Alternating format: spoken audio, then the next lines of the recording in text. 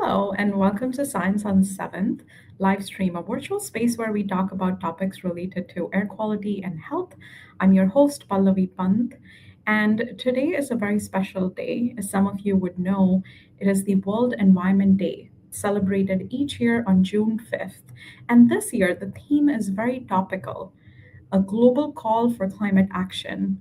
Even as we see the ways in which climate change is impacting people's health and livelihoods in the societies, we're also seeing a lot of ways in which we are tackling the problem and addressing the issues, trying to improve the livability in our cities, trying to improve the ecological systems and do a better job. And today I'm really excited to be welcoming Beatriz Cardenas, who leads air quality work at the World Resources Institute, or WRI.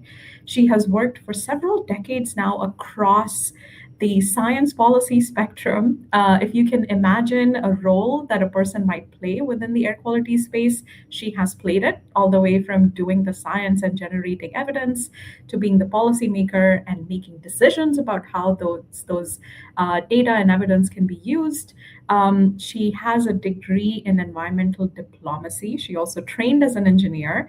So she's really a fantastic person for us to be talking about today in the context of air quality action. If we take that climate and bring it down, and learn about the experiences from Mexico and Mexico City, but also the Latin American and Caribbean region as a whole.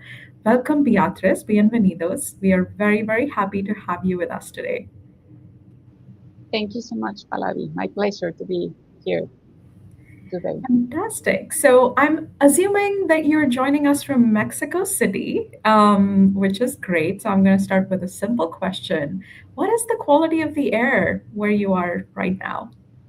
Well, it's early in the morning, and it's a cloudy day. Yesterday and the last day has been we had a heavy raining, so today it's cold, 16 centigrade, so it's going to be hot at the midday. We have a very good air quality. Almost, I just checked in the Mexico City website. They have almost 34 monitoring stations, so you can um, roughly know how is the air quality. So it's good. It's very good. Usually in the morning it could be high because of the traffic. So today, because of the raining and because of the wind, it's very clear. That It's is a good quality. It's good. Yeah, that's fantastic to hear. And I think we have a couple of images from Mexico City from like older years. And I'm sure that this is a question you've probably answered for people many, many times. But if we go back to the 90s, the prevailing thought was Mexico City is the most polluted city or among the most polluted cities in the world. And fast forward to now, we often talk about the successes that Mexico City has had in improving the air quality and trying to learn from those successes and implement those same solutions or principles in other places. So, can you tell us a little bit more, like take us back in time to what was the impetus for acting on air pollution and what kind of drivers led to the impressive work that the city has done in cleaning up its air, and you know where do you see the biggest success stories? I would say, Pallavi, that back then there was some data being produced by researchers from the academy that they were measuring some high levels of pollutants, and they were raising the voice that we do have a problem. By the mid 80s, there was a monitoring network stage. I mean, a monitoring network stage. Air quality monitoring network was implemented, was established, and that's how we start looking at the data. And the data was really shocking. The data was really high, and I think that's why it was known that Mexico City has a very bad air quality because the data was there and the data was actually being shared. So the data was stroking, and the civil society also was raising the voice. So I think in that sense, it was all the stakeholders involved, the government. In that time, Mexico City was a federal district. So the federal government was actually running the Mexico City government. So in that sense, it was relatively faster. Any decision that the federal government will take, it will involve also the Mexico City authorities. I mean, the state of Mexico, the state of Mexico, which is the, the entity that is next to Mexico City. Um, and then the data start showing that we need to do something. There were some sources already identified. Back then, there was a refinery in the north of the city, inside the city. And there was a lot of, there was some industry, and the vehicles didn't have catalytic converters. Um, the gasoline still had some lead, so little by little, there was well, first it was a commitment, and a commission was created, and it was formed uh, by the federal government, by the local government, and then again stakeholders like the civil society and the research, the academy was involved. And then some actions were taken. I think that the most, one of the most important was to recognize that we had a problem. And for instance, that refinery was closed out. It was a presidential decree, and that changed a lot. The next years, you could see the levels of SO2 drastically being reduced, and then some progress was seen. Since then, ozone was a problem. Interestingly, it's still being a problem. We still have some peaks of ozone. But the fact that it was recognized, a program was established, and then with the information, with the knowledge that was available by that time, it was clearly that some actions should have been taken. The vehicles, some industries, and some restrictions for emitting high amounts of pollution. And interesting too that it was recognized that some resuspension from the what used to be the lake, the Texcoco Lake, was also impacting Mexico City in parts of in certain days of the year. So commitment, recognition that the problem was happening, and then the participation of different stakeholders. That's still the case right now. Yeah, it's amazing, when you describe it, because I feel like often a lot of things that we talk about when we say we need to do these things, we need to address all sources of air pollution, we need to get all forms and levels of government involved, we need other stakeholders involved. It seems that, all of those things aligned. We need the right data that can tell us where the problem is. But I also know that often, when you're planning these types of large programs and you're trying to address problems, where you may have to take strict action in certain sectors or make hard decisions, there can sometimes be missteps, or there may be ideas that seem really good but didn't end up working out.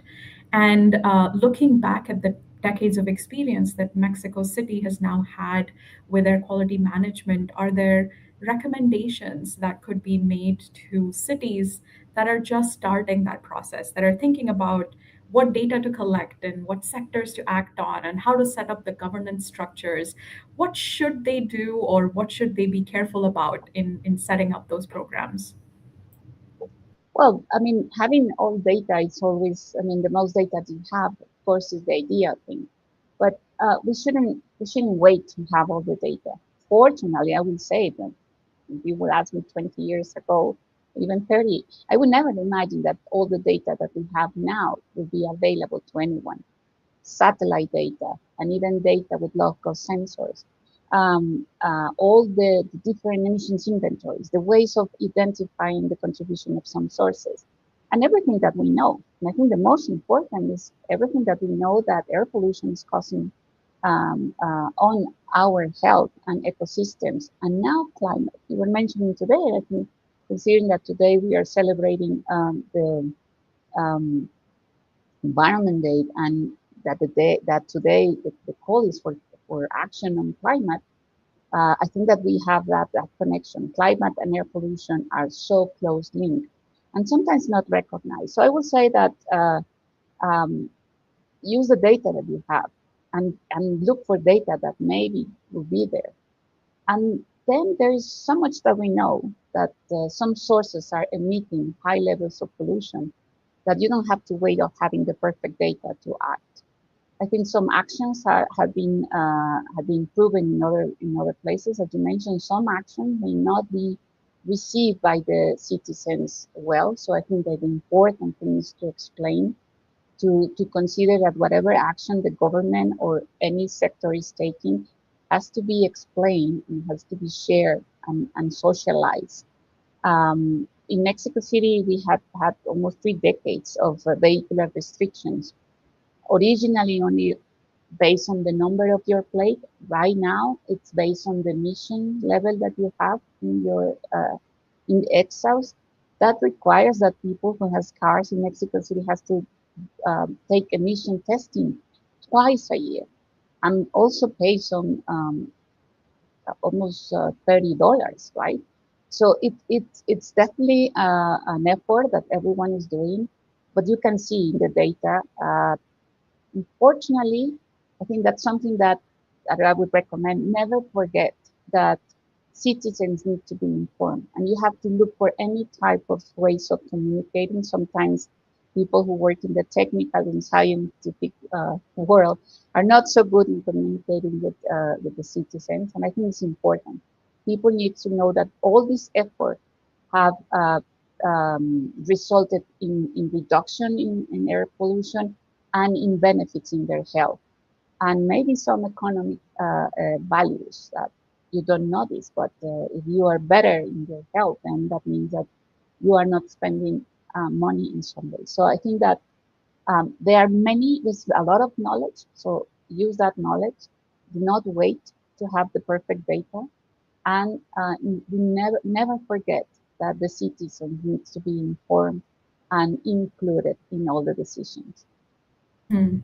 Yeah, I think though that point is so critical that making sure that people see what the rationale for certain actions might be or what the value to them in undertaking those actions might be. So let's look ahead at the next decade.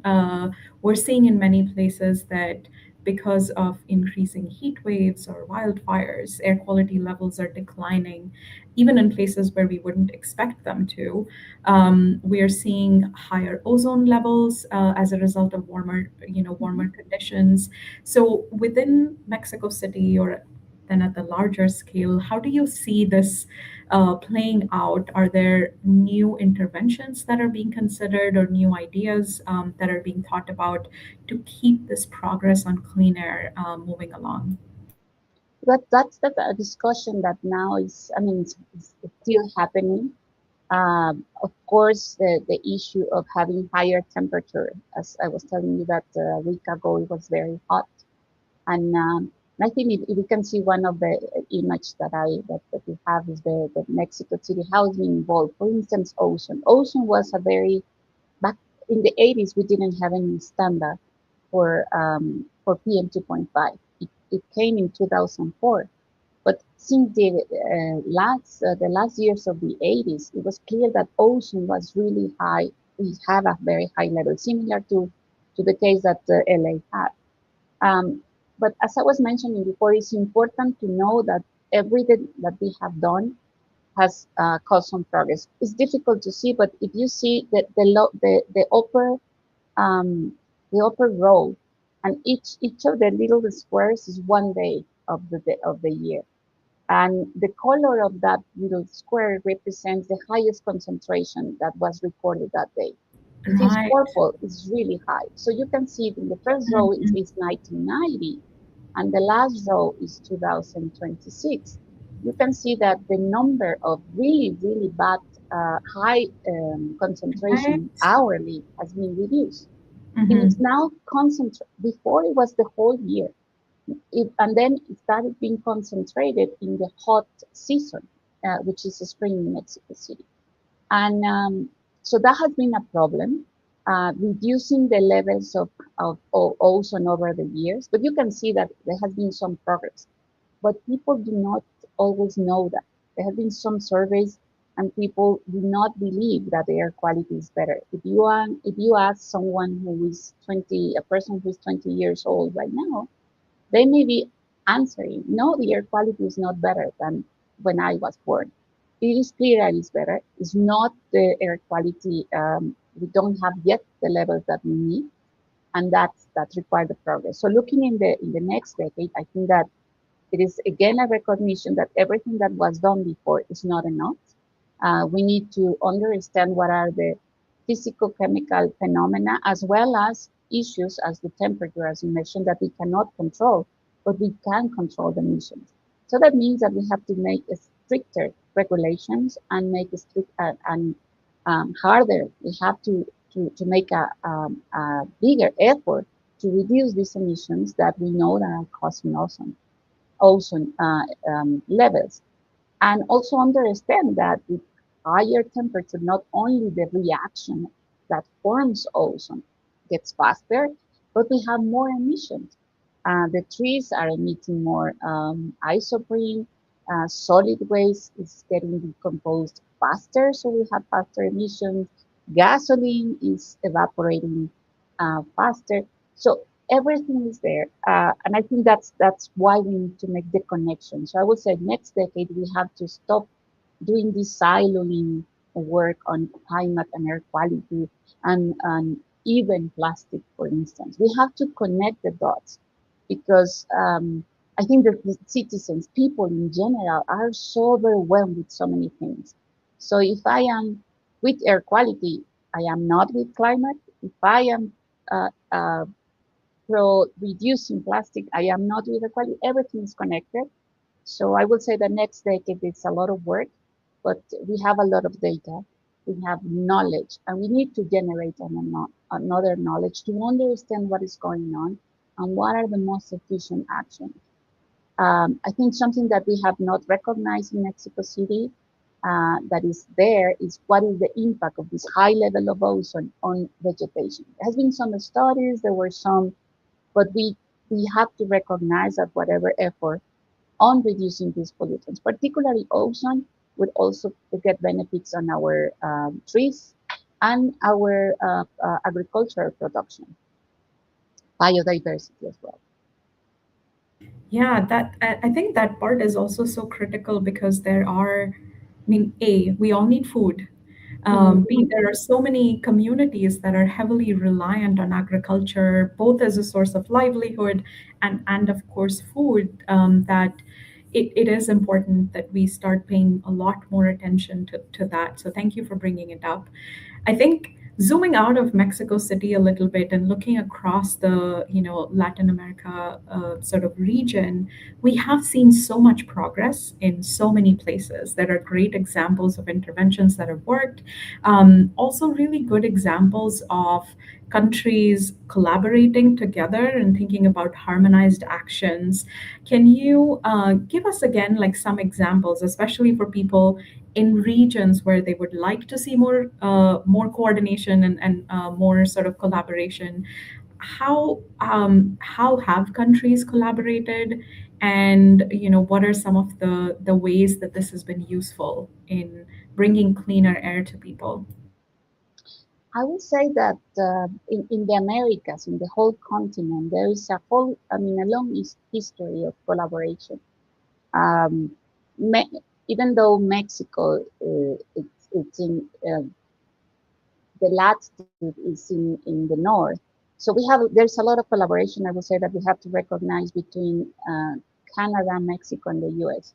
And air quality has been an issue, not only because we share the border with the U.S.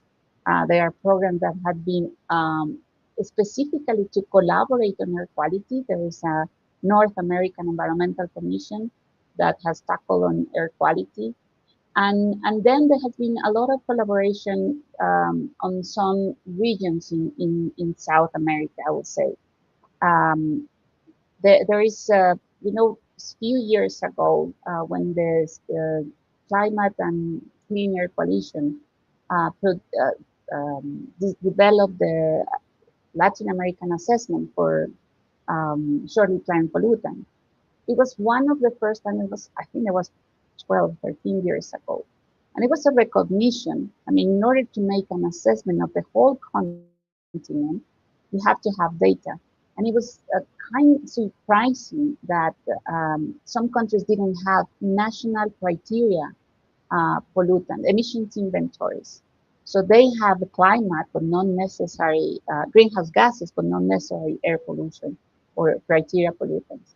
If you look what has happened, and that was initiated not only because of the collaboration with governments, but I would say that the research community, scientists start doing some efforts and realizing we don't have a national criteria emissions inventory. Let's start doing that. And now some countries like Chile, Brazil, and Colombia have advanced in that. Back then in Mexico, we had a national emissions inventory. It has evolved. So that has been some collaboration. We have actually the UNEP has a group of collaboration in the region. I think that there's a big opportunity to reactivate it even more. You know, in many countries in the whole continent, in the Americas continent, we have one common thing that many people speak Spanish, right? From Mexico to the south, well, Brazil, of course, now. But they are very good in understanding the Spanish. And I think that's something that we have to appreciate more. We have this possibility of speaking the same language and sharing a lot of information. I think what is very interesting to highlight, and we have seen that, is that cities are also collaborating among each other. There are many efforts, E-Plate, C40, now great cities, bringing cities together to share, because cities have been the center of the action, and they will continue to be the center of the action. Sometimes they are well coordinated with the national government, sometimes they are not, but they are the starting point of the inaction. So I hope, and I think that many of us will continue trying to do this collaboration even more closely, and also trying to link with other regions in the world. I think that that's fascinating. We sometimes think that we are so unique because of this culture, because of this language, because of this history. But when we see what is happening in Nairobi, in Jakarta, in India, in cities, we are so much alike, and we have so much in common. I mean, the I sources are the agree. and I think that's the other collaboration that we Mhm. have to look forward and to stress it more, and try to do it. I do see a lot of hope in that sense, that Mhm. because of this collaboration, scientists are collaborating a lot, NGOs, non-governmental organizations are more closely together, in addition to the governments. And again, these are all these parts of the puzzles that need to be in place. Yeah, no, there's absolutely so much to be learned and gained by also exchanging our experiences in different places.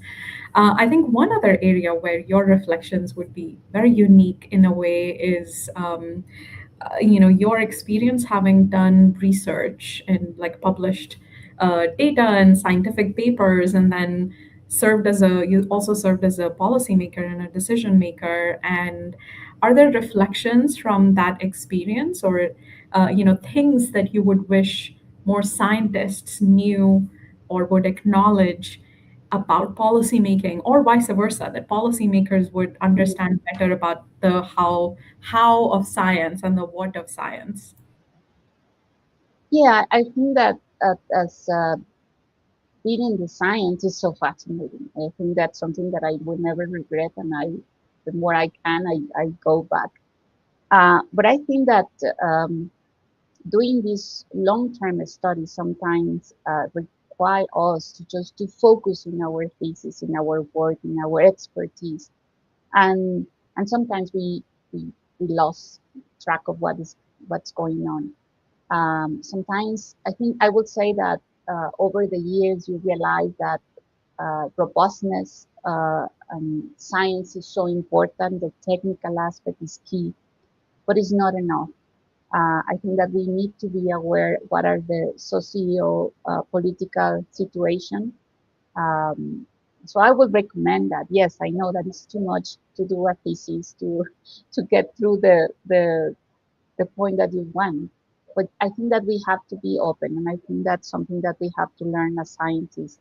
And particularly in my area, environmental engineering, I started being connecting with experts on health, and that was good, right? Because it's not, but over the time you realize that you have to connect more with social scientists because many, and this is the policy making part that is coming later, and you learn by doing, but I think it will be great learning a little bit more how to connect. And it's difficult because the time is limited. You have to finish your studies if you are doing your research. That's the goal.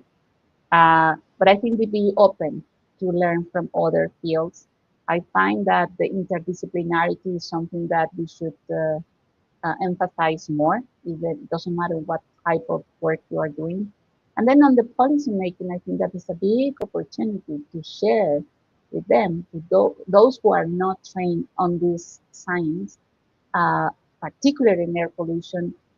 We always said, "Oh, this is complex." Yeah, but everything is complex. So we also have to find ways of communicate to them and maybe train them in like the ABC on air pollution, ABC on climate. I think the climate in climate people are more aware of some Yeah. key Yeah. phenomena, but in Mm-hmm. air pollution, I think that we have some work to do, Yeah. communicating what are the impacts, but also trying to get through that it's a complex but not impossible. Mm-hmm. So I think that's be open Yeah. Yeah. and eager to learn from others. I think that the point you're making, especially about, not trying to reduce things to, well, this is complex, but actually trying to explain, because at least my experience, and I'm sure you would have had similar experiences too, is sometimes even with people that have absolutely no background in air pollution, some of the things that we deal with are so common sense. I mean, of course, there's a lot of complicated science involved. But if you pare down to the basics, Yeah, a lot of it is common sense things. So we need to get over that, idea of like, well, this is so complicated. I don't even know where to begin. Actually, we can begin at a good place and, bring people with us. So I would also encourage everyone listening in to pay more attention to not just falling in the trap of this is complex. I know we're coming close to our time here, but I do want to ask you also like a more personal question. Your career trajectory has been fascinating. I think I've always just loved watching how your work has evolved, and also how you've threaded that needle really well. But for people who are listening in, and especially women, young women who are thinking about a career in this space, what would be your advice, or what would be your words of wisdom to them? I think that the women still have some hard work. I mean, some effort, extra effort to do.